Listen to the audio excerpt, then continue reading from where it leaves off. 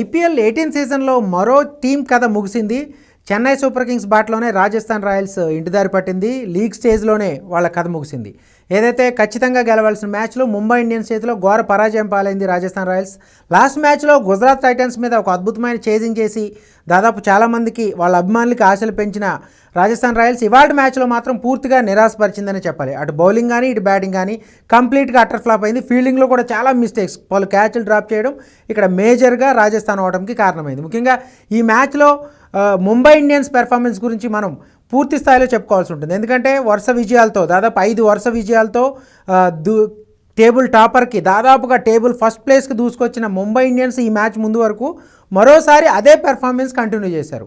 So Rohit Sharma రికల్టెన్ తమ form continue చేయడం, first వికెట్కి ఒక అద్భుతమైన పార్ట్నర్షిప్. ముఖ్యంగా రోహిత్ శర్మ ఈ సీజన్లో తన ఫామ్ స్టార్టింగ్ మ్యాచ్లో పెద్దగా ఆకట్టుకోలేకపోయాడు, కానీ కంటిన్యూ చేశాడు. ఈసారికి సంబంధించి లాస్ట్ మ్యాచ్ నుంచి ఈ మ్యాచ్ వరకు కూడా అది కంటిన్యూ చేశాడు. 6,000 పరుగులు పైగా ఐపీఎల్లో పూర్తి చేసిన ముంబై ఇండియన్స్ ప్లేయర్గా రికార్డులకు ఎక్కాడు. సో రికల్టన్ కూడా మంచి హాఫ్ సెంచరీ, మంచి బ్యాటింగ్తో ఇక్కడ ఒక భారీ స్కోర్కి పునాది వేశారు ఓపెనర్లు ఇద్దరు కూడా. సో చివరిలో రోహిత్ శర్మకి ఏదైతే రికల్ట్ ఇచ్చిన ఆరంభానికి చివరిలో హార్దిక్ పాండ్యా, సూర్యకుమార్ యాదవ్ ఒక మెరుపు బ్యాటింగ్, ఇద్దరు కూడా 48 రన్స్ కొట్టారు 200 పైగా స్ట్రైక్ రేట్తో.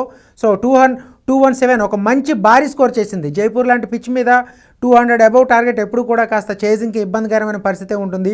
సో కానీ లాస్ట్ మ్యాచ్లో గుజరాత్ టైటన్స్ మీద వైభవ్ సూర్యవంశీ ఒక అద్భుతమైన సెంచరీ చేయడంతో రాజస్థాన్ ఈ మ్యాచ్లో కూడా ఎటువంటిది ఏదైనా ఒకవేళ హిస్టరీ క్రియేట్ చేస్తుందేమో, మిరాకిల్ ఏదైనా చేస్తుందేమో చాలామంది ఎక్స్పెక్ట్ చేశారు. కానీ ముంబై బౌలింగ్ అటాక్ వాళ్ళకి అవకాశం ఇవ్వలేదు. ఫస్ట్ పవర్ ప్లేలోనే దాదాపు సగం టీంని పెవిలియన్కి పంపింది. ముఖ్యంగా వైభవ్ సూర్యవంశీ ఈ మ్యాచ్లో డకౌట్ అయ్యాడు, నిరాశపరిచాడని చెప్పుకోవాలి. ఎందుకంటే లాస్ట్ మ్యాచ్లో ఏదైతే ఫస్ట్ మ్యాచ్లో 34 రన్స్, తర్వాత 16 పరుగులు, తర్వాత సెంచరీ చేసిన వైభవ్ సూర్యవంశీ ఈ మ్యాచ్లో కూడా ఒక మంచి ఇన్నింగ్స్ ఆడతాడేమని చాలామంది రాజస్థాన్ ఫ్యాన్స్ ఎదురు చూశారు. కానీ ఫస్ట్ ఓవర్లో 4వ బంతికే డకౌట్ అవడం, తర్వాత మిగిలిన బ్యాటర్లు ఏదైతే జైస్వాల్ కానీ మిగిలిన బ్యాటర్లు ఎవరూ కూడా క్రీజ్లో ఎక్కువసేపు నిలవలేకపోయారు.